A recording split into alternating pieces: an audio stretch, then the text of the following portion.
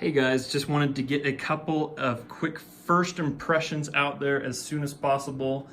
Just unboxed this beautiful BenQ HT3550 today, and I wanted to get reactions and my first impressions out there in real time as I'm seeing them. There's three things I want to talk about very briefly. I haven't even put content on the screen with this guy. First is the fan noise.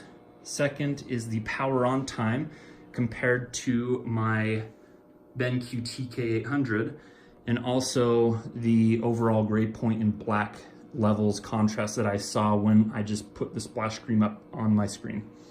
So first and foremost is the fan noise. So I'm gonna hold this up to the side of this HT3550. Now keep in mind, this is a sample unit.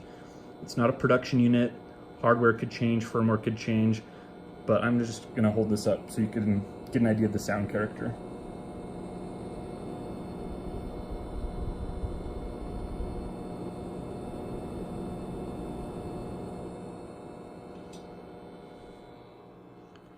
That's the HT3550. I'm gonna move up to my TK800. Hopefully I don't fall here. And this is the TK800.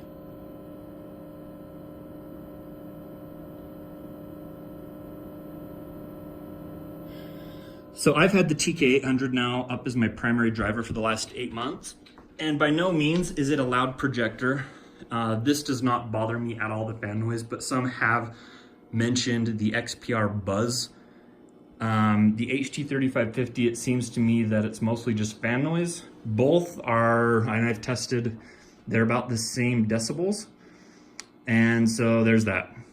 Number two is power on time. I made some notes here. The power on time of the BenQ HT3550 is anywhere from about 10 to 15 seconds faster than the TK800. This is clocking in at about 57 seconds. And depending on this, the sample changes anywhere from 42 to about 46 seconds.